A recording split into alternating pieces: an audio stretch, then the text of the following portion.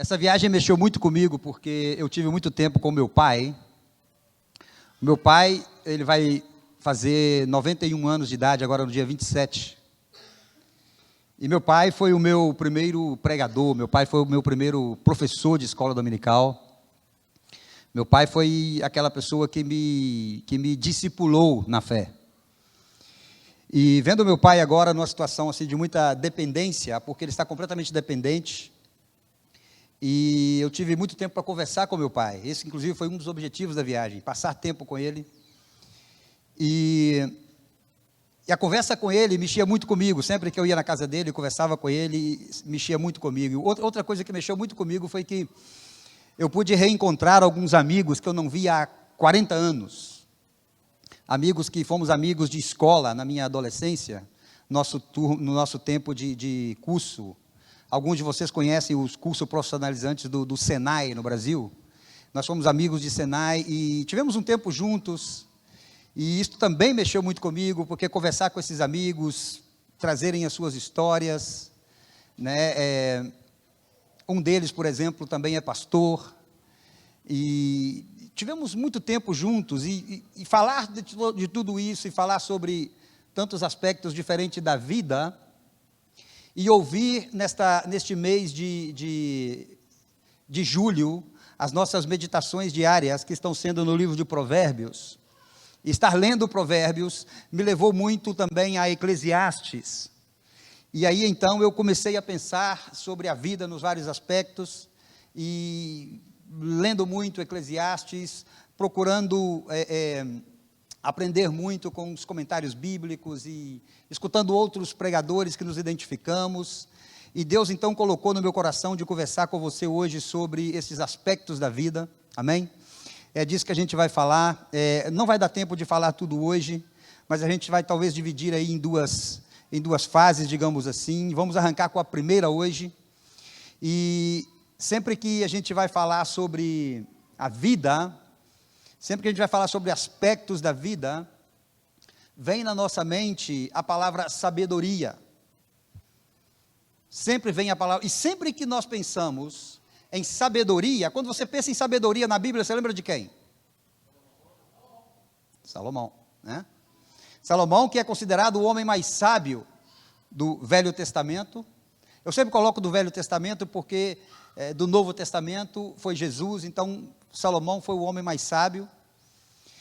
E quando você medita na vida de Salomão, tem uma quantidade de coisas para você aprender que é impressionante. Você não para de aprender.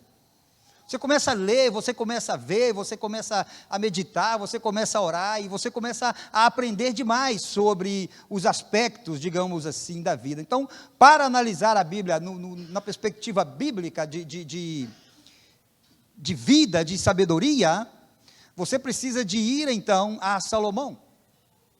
A Bíblia tem 3 livros que é chamado mais ou menos assim de o compêndio da sabedoria, que é Jó, Provérbios e Eclesiastes. É um compêndio. Se você ler esses 3 livros, você vai aprender demais com os aspectos da vida. O livro de Eclesiastes é o livro do pregador, né? Eclesiastes é o pregador. É onde você tem mensagens e o pregador está falando e está explicando o termo original para a palavra hebreia, para a palavra pregador, é a palavra kuelet. E esta kuelet, quando você estuda a raiz dela, você vai encontrar que ela está ligada à assembleia. Aí você vai encontrar Kaal, que é a assembleia. Kaal é isso aqui, ó. Isso aqui é um Kaal, tá bom? É uma assembleia, é um ajuntamento de pessoas. Aí quando você encontra Kuelet, você vai encontrar que ele é o que fala na assembleia. E nesse aspecto é sempre bom a gente entender que tem muitas assembleias por aí, e muitos oradores por aí, mas que não estão ensinando aquilo que o pregador ensinava. E para nós queremos estar concentrados naquilo que o pregador fala. Você já ouviu falar da palavra eclésia? Ou eclesia, o que quer dizer? Igreja, né? Então, é por aí que vem o nome de Eclesiastes, né? porque a eclésia é exatamente isso, é a assembleia, e tem então aquela pessoa que fala na assembleia, aquela pessoa que ensina na assembleia. Este então é o pregador. É bem importante também, antes da gente entrar no nosso estudo, lembrar que Salomão, ele escreve Eclesiastes já no fim da vida dele. E isto tem toda a diferença para o nosso estudo, porque Salomão ele vai escrever isso que a gente vai ver no fim da vida dele. Então ele fala com muita propriedade daquilo que ele está falando. Porque se você conhece a história de Salomão, você vai ver que Salomão, vocês lembram da história, né? Salomão, ele podia pedir a Deus, e ele pediu sabedoria, e Deus o deu sabedoria porque ele queria governar o povo. Então, Salomão, ele governa com muita sabedoria, e tudo vai bem na vida de Salomão. Salomão vai tudo bem na vida dele. Salomão, ele fica famoso, Salomão fica rico, Salomão conquista. Salomão é uma pessoa respeitada por todos, Salomão é uma pessoa até, inclusive, com muita fama, até invejada por muitos, né? Porque quando a pessoa tem muito dinheiro, muita fama, muitas pessoas o invejam, né? Então, Salomão é essa pessoa. Agora, o livro de Eclesiastes, ele escreve no fim da vida dele, quando ele já passou por tudo isto. O que eu quero dizer para você é que Salomão, ele esteve no mais alto do topo, e Salomão caiu. E caiu fundo. Salomão caiu tão fundo, Salomão tinha tanta intimidade com Deus, e passou a ter nenhuma intimidade com Deus.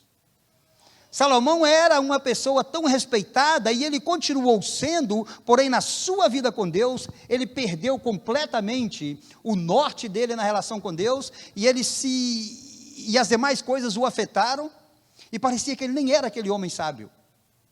Então Salomão, ele caiu muito, muito, muito fundo no poço. Ele chegou assim no ponto mais vazio dentro dele mesmo. Vazio dentro dele mesmo. É bom que você entenda o que eu estou falando. Porque quando a gente fala assim, olha, o cara chegou no fundo do poço, o que você pensa?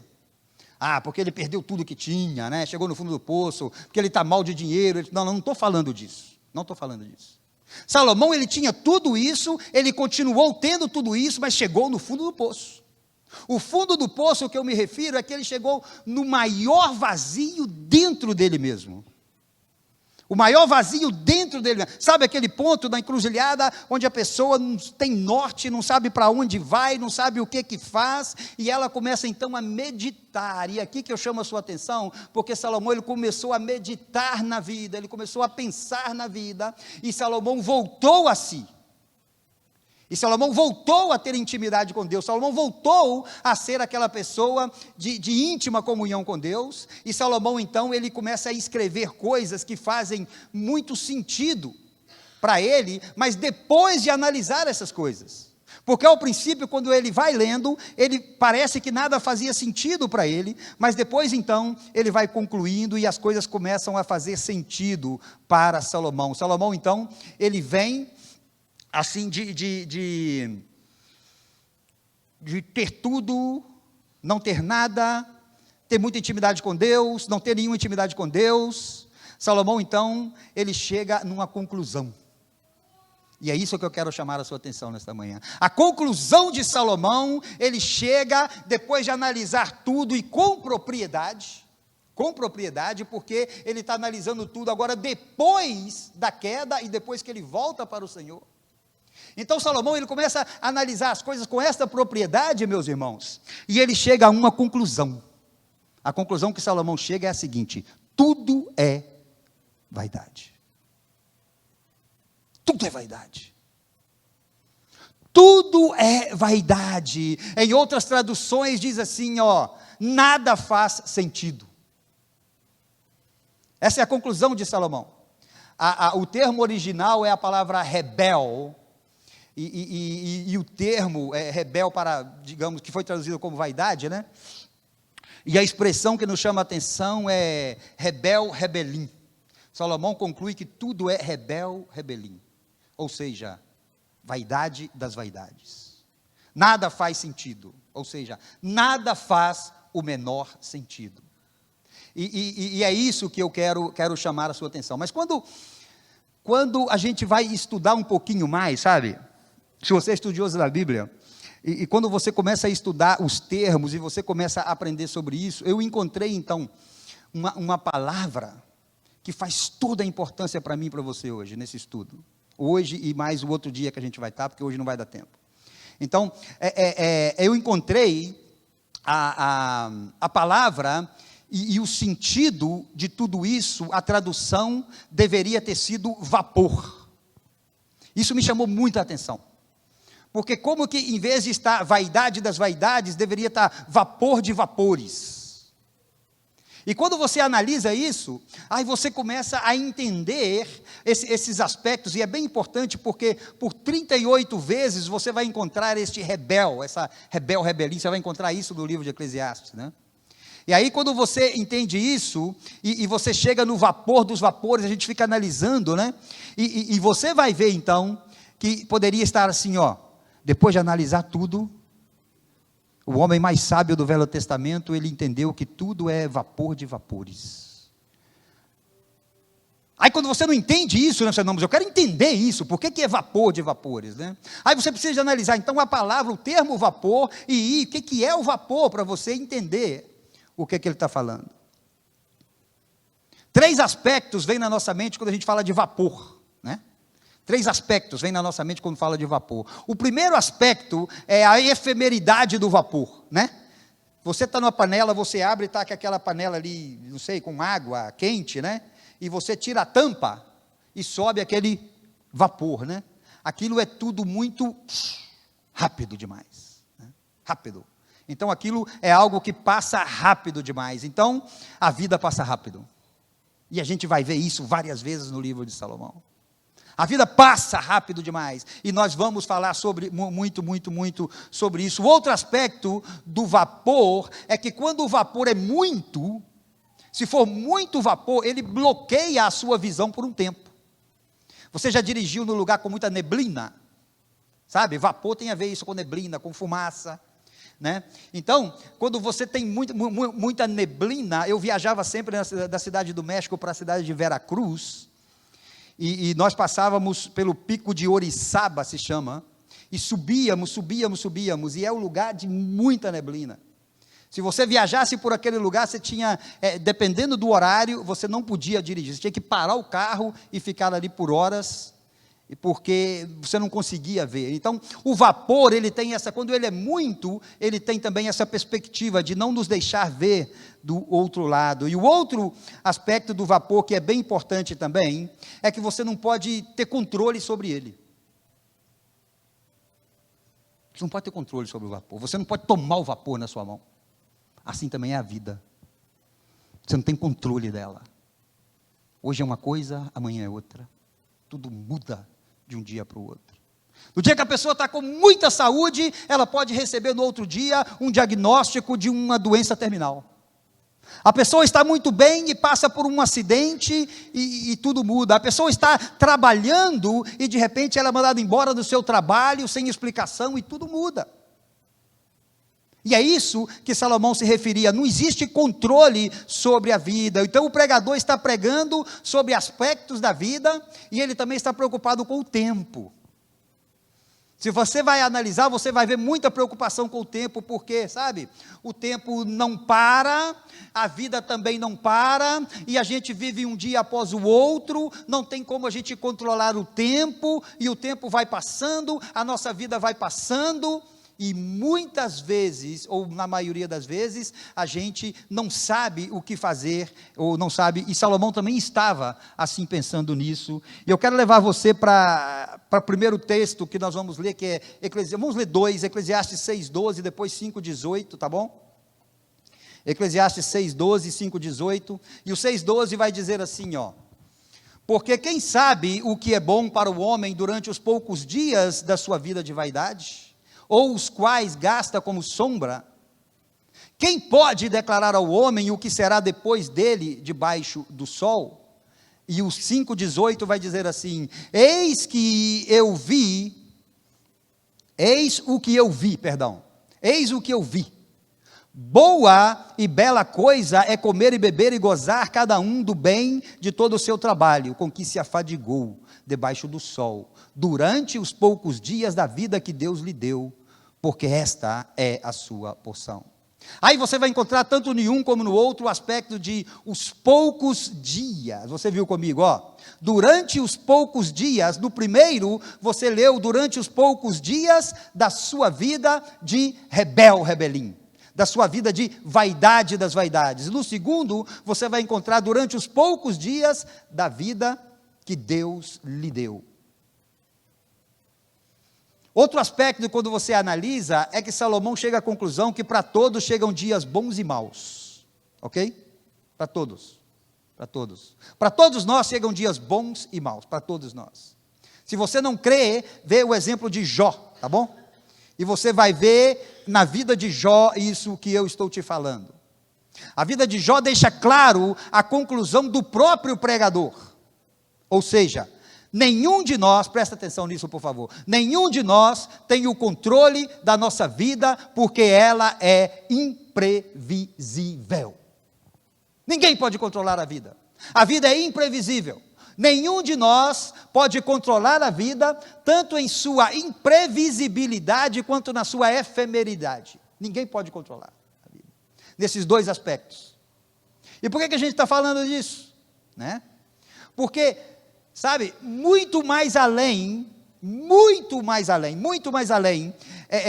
do livro de Salomão, querer deixar conosco esses aspectos da vida, o que a gente lê e o que a gente aprende, quando a gente estuda tudo isto, é que a conclusão de Salomão, de que tudo é vapor de vapores, de que tudo é vaidade, de que tudo é este rebelim, de que não vale a pena, Salomão chega a essa conclusão, depois de tudo isso, e o livro, e o que nós estamos falando, não é para desanimar você, muito pelo contrário, não é para você ficar pensando, poxa, se tudo não vale a pena, então para que eu estou vivendo, né?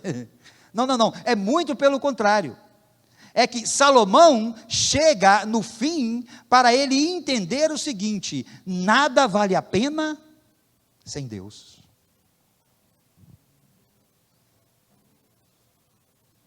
Tudo é vapor de vapores para o homem que não tem Deus. Essa foi a conclusão de Salomão. Nada faz o menor sentido sem Deus, porque com Deus tudo faz sentido. E esta é, em suma, a conclusão de Salomão, e o que leva este homem a entender tudo isso. A vida tem sentido, sim, meu irmão. A vida tem sentido, mesmo vendo todos esses aspectos, a vida sim tem sentido. Mesmo se você estiver vivendo no seu pior momento da sua vida, a vida com Deus tem sentido. Mesmo se você receber um diagnóstico de uma enfermidade terminal, a vida tem sentido para você. Mesmo se tudo muda na sua vida de um dia para o outro, e que você esteja num ponto de uma encruzilhada, onde você não sabe para onde ir, deixa eu te dizer que a vida sem Deus não tem sentido, mas a vida com Deus, ela tem sentido sim. Tem sentido sim, mesmo que você possa pensar que tudo é vapor de vapores, a vida continua tendo sentido, só não faz sentido sem Deus. Eclesiastes 6,12, vem nos dar as duas, digamos assim, perguntas introdutórias, porque até agora eu não estou pregando, só estou fazendo a introdução, viu irmãos? E Eclesiastes 6,12, ele vai nos levar às duas perguntas introdutórias a tudo aquilo que a gente vai falar ainda. Eclesiastes 6,12 vai dizer assim, pois quem sabe o que é bom para o homem durante os poucos dias da sua vida de vaidade, os quais gasta como sombra? Quem pode declarar ao homem o que será dele debaixo do sol? Aí, nós vamos chegar então no capítulo 7. E o capítulo 7, nós vamos chegar no capítulo 7. Mas antes da gente entrar no capítulo 7, que esse sim é o nosso texto principal, tá bom? O 7 é o texto principal. Então, antes da gente entrar nele, eu só queria te lembrar Quem gosta de ler provérbios? Deixa eu ver, provérbios, você gosta de ler provérbios? A gente está fazendo aí, nas nossas meditações diárias, vocês estão ouvindo todos os dias provérbios, né? Algumas pessoas têm me buscado e falado, pastor, eu aceitei o desafio, estou lendo todo o livro de provérbios no mês, né? Ela está vendo um lá e está lendo tudo isso no mês. Então, o livro de provérbios e o livro de Eclesiastes, ele tem uma diferença, os dois são provérbios, tá bom? Eclesiastes também é livro de provérbios. Provérbios é só provérbios, e Eclesiastes, ele é um livro de provérbios, porém comentado. Eclesiastes, o pregador nos dá o provérbio e comenta o provérbio. E isso é que faz toda a diferença para nós entendermos realmente aquilo que nós queremos falar. Então, nós chegamos no capítulo 7, tá bom? Onde o pregador vai nos dar então esses provérbios comentados. Aí a gente vai começar a se deliciar no provérbio, você vai ler o provérbio, você vai aprender sobre o provérbio, e você vai poder viver o que está dizendo o provérbio. Então, faz toda a diferença. É uma coleção, nós vamos ler uma coleção de 7 provérbios com seus 7 comentários, é isso que a gente vai ler agora, os 7 provérbios com seus 7 comentários. Estes são provérbios que são conclusões, veja bem, são conclusões das indagações de Salomão no início. De tudo isso que eu estou falando para vocês, essas indagações de Salomão, ele agora vai chegar a uma conclusão. O que eu, tipo assim, né? O que foi que eu vi da vida? Aí Salomão vai falar para mim e para você agora, o que foi que ele viu da vida. Aí, ele vai dar para nós uma série de comparações. Uma série de comparações. O que é melhor? Em outros textos, outras versões, diz o que vale mais. Aí Salomão, ele vai fazendo ele vai comparar uma coisa com outra. O que vale mais? Isso ou aquilo? O que é melhor? Aquilo ou isso? E Salomão, ele vai concluir, e eu e você vamos entrar nesta aventura gostosa, e vamos aprender com Salomão. Então vamos ler o texto, tá bom? Com muita paciência, vamos ler o texto de Eclesiastes, capítulo 7, com muita atenção, por favor, com muita paciência, para que você não perca tudo aquilo que Deus quer falar conosco, tá bom? Eclesiastes 7, nós arrancamos com o versículo 1, aí vai dizer assim, ó: melhor é a boa fama do que o unguento precioso, e o dia da morte melhor que o dia do nascimento. Melhor é ir à casa onde há luto do que ir à casa onde há banquete, pois naquela se vê o fim de todos os homens, e os vivos que o tomem em consideração. Melhor é a mágoa do que o riso, porque com tristeza do rosto se faz melhor o coração. O coração dos sábios está na casa do luto, mas o dos insensatos na casa da alegria. Melhor é ouvir a repreensão do sábio do que ouvir a canção do insensato. Pois qual o crepitar dos espinhos debaixo de uma panela, tal é a risada dos insensatos, também isto é vaidade. Verdadeiramente, a opressão faz endoidecer até o sábio, e o suborno corrompe o coração. Melhor é o fim das coisas do que o princípio. Melhor é o paciente do que o arrogante. Não te apresses em irar-te, porque a ira se abriga no íntimo dos insensatos. Jamais digas, porque foram os dias passados melhores do que estes? Pois não é sábio perguntar assim. Boa é a sabedoria, havendo esperança, e de proveito para os que veem o sol. A sabedoria protege como protege o dinheiro, mas o proveito da sabedoria é que ela dá vida ao seu possuidor. Atenta para as obras de Deus, pois quem poderá endireitar o que ele torceu? No dia da prosperidade goza do bem, mas no dia da adversidade considera em que Deus fez tanto este como aquele, para que o homem nada descubra do que há de vir depois dele.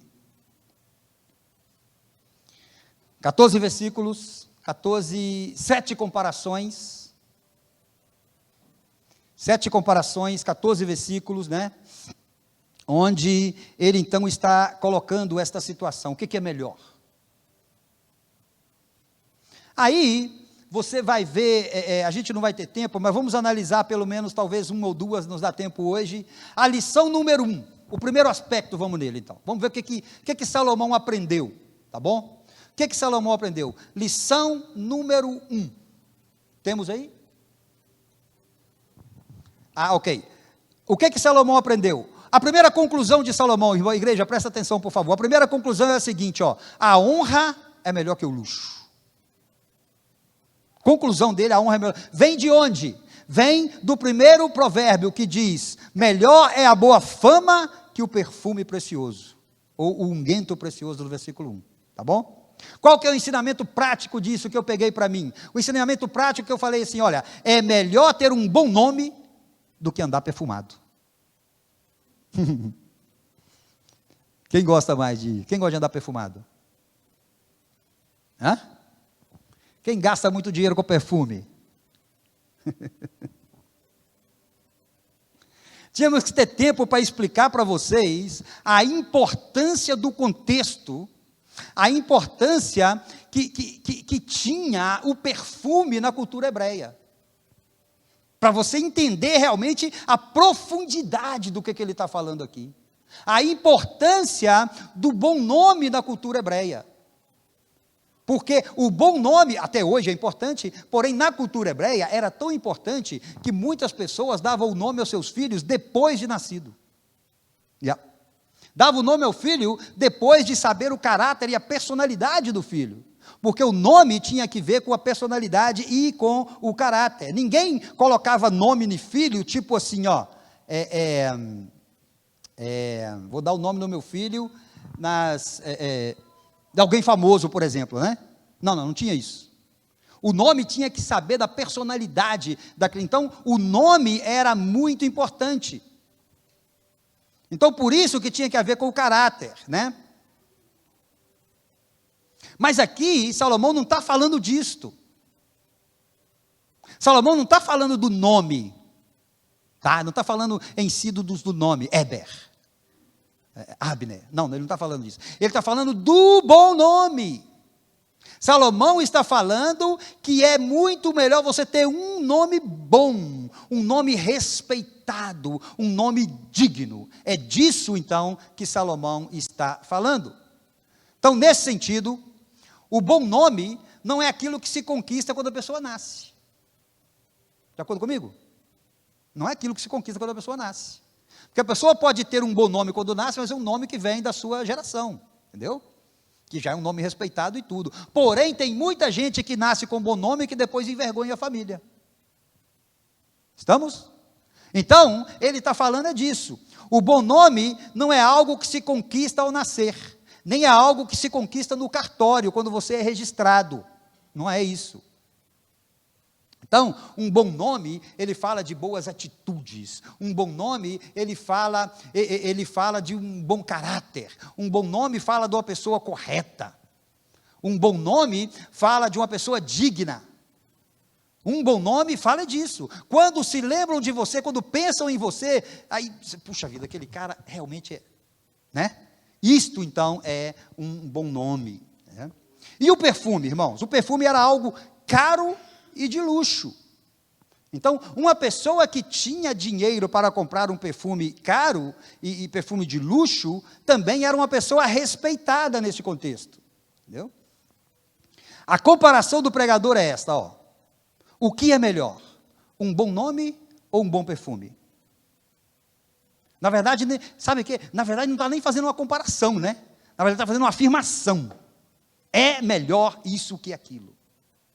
É melhor o bom nome que o bom perfume. Então, por que então um bom nome é melhor do que um bom perfume? Porque enquanto um bom nome fala do caráter interno, o perfume fala de quê?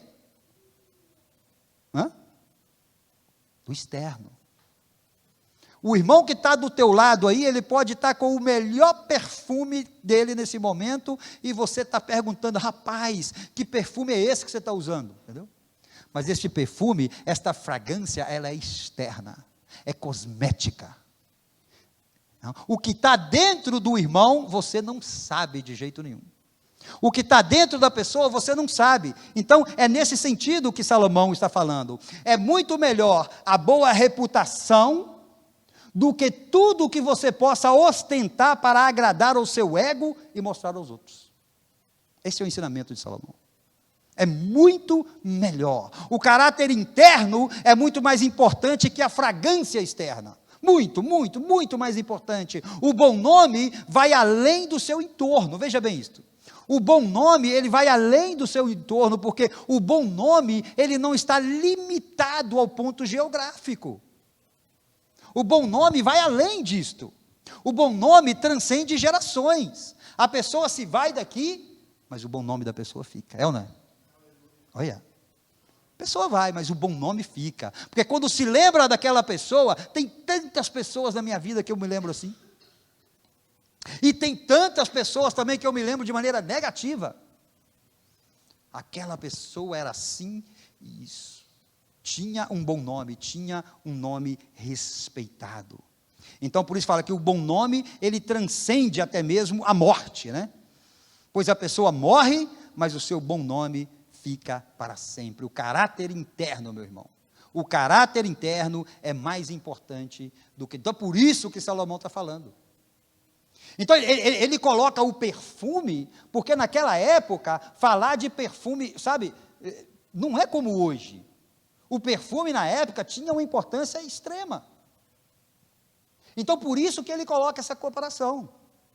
Você está preocupado em ter um bom perfume, ou em gastar dinheiro com o que é cosmético, com o que é externo, mas deixa eu te dizer uma coisa, o seu interior vale muito mais do que isto.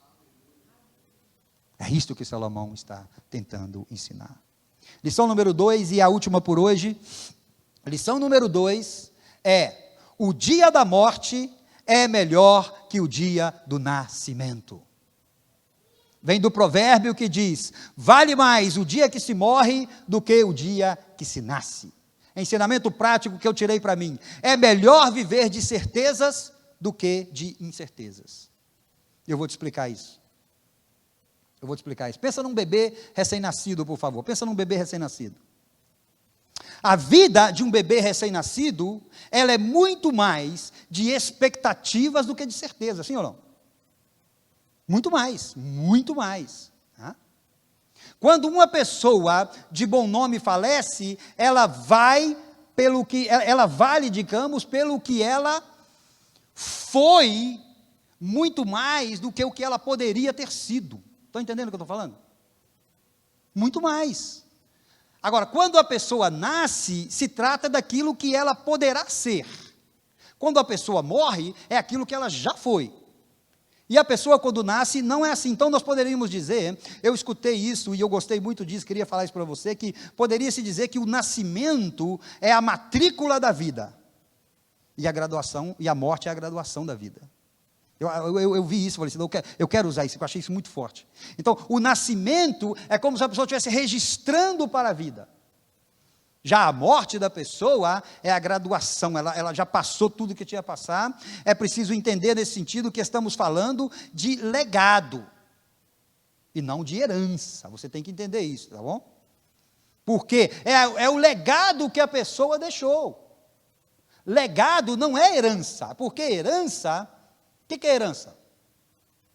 A herança, ela tem a ver com o quê? Com os bens materiais que se deixa para alguém, correto? Estamos? Isso é herança. O cara deixou, o pai faleceu e deixou casa, deixou carro, deixou propriedades, deixou empresa para os filhos. Isso é herança. É aquilo que você deixa para alguém. O legado é completamente diferente. Porque o legado é aquilo que você deixa em alguém. Está entendendo, igreja? O legado é o que você deixa na pessoa e não para a pessoa.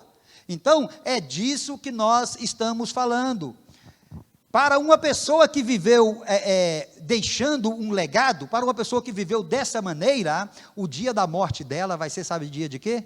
De honra. Vai ser dia de honra para essa pessoa. Por isso que fala que é melhor.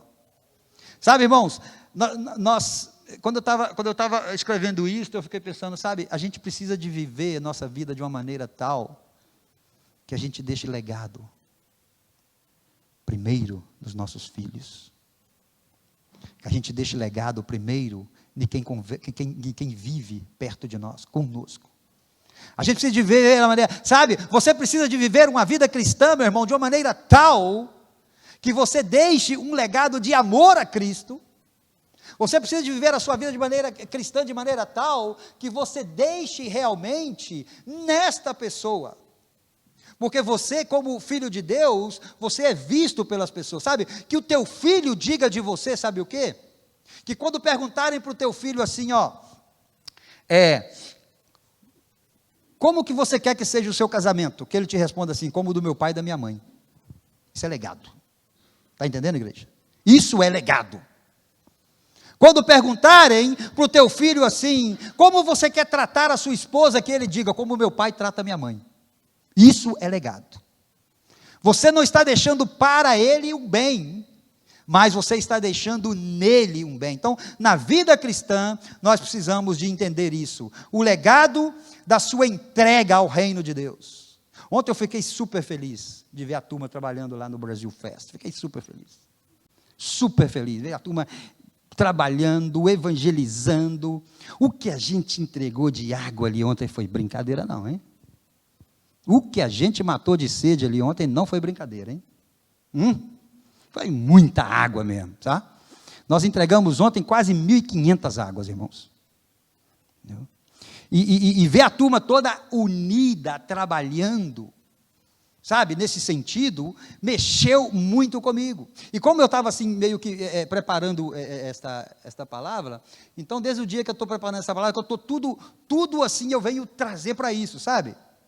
Tudo que eu penso, por exemplo, eu vi lá ontem as pessoas, aquele cheiro forte de marihuana, de maconha, né?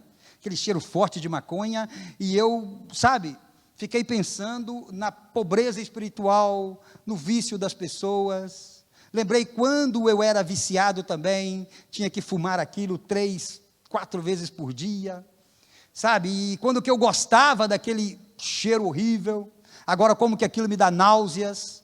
Então, e eu analisando tudo isso, vendo o que as pessoas estão fazendo com a vida delas, e vendo então os ensinamentos de Salomão, então eu pude entender que tudo isso faz muito sentido. Então, o dia da morte, vamos terminar com esta hoje, é melhor do que o dia do nascimento, porque no dia da morte, você vai estar, sabe, olha, quantos de vocês já foram a um funeral e questionou isto que eu vou te perguntar agora? Um dia eu vou estar aí. Um dia eu vou estar aí e as pessoas vão estar falando de mim aqui. Eu cheguei aí no funeral de uma família de portugueses, e o rapaz, os 2 filhos do senhor, estavam aí em frente, né, o caixão, conversando, tristes, abatidos, e eu cheguei então, eu não conhecia eu conhecia só um deles, e eu cheguei para conversar com eles, e eles falavam muito bem do pai deles. Eu falei, olha, você só ficou coisas boas do seu pai? Ele falou, só coisa boa. Meu pai foi um homem bom, meu pai foi um homem íntegro, meu pai foi um homem... Eu falei assim, olha, você então para e pensa nisto. Essa é a lembrança que você tem do seu pai, porque eu encontro com muitas pessoas, na frente dos caixões dos seus entes queridos, que não têm a mesma lembrança que você tem dos seus pais. Muitas pessoas que se lamentam, como meu pai não era isso, meu pai não me deu isso, meu pai não foi assim comigo, mas vocês têm. Então, esse é o que nós devemos aprender, porque neste dia, todos nós deveríamos questionar, que nós vamos estar aí, para então que nós possamos aprender o que é que nós estamos fazendo da nossa vida. Não dá tempo hoje, tá? Mas a questão 3 é, um funeral é melhor que uma festa. Mas por aqui a gente para hoje, vamos ficar de pé. Um funeral é melhor do que uma festa, é o que a gente vai ver no nosso próximo estudo, tá bom? Fala o quê? Porque vem do provérbio que diz, melhor é ir na casa onde há luto do que ir à casa onde há banquete. Ensinamento prático que eu tirei para mim, é preferível estar entre pessoas verdadeiras do que falsas. Você já imaginou, o pregador está falando que é melhor ir em um funeral, ou uma casa que tenha luto, do que uma casa que tenha festa. Você já imaginou você chegar para uma pessoa assim, falar assim, te convido para o meu aniversário. Aí ele fala assim, não, eu prefiro ir no seu funeral. Tá doido, rapaz? Não, porque não tem um funeral, eu vou aprender mais. É isso que a gente vai ver no nosso próximo estudo. Amém, igreja?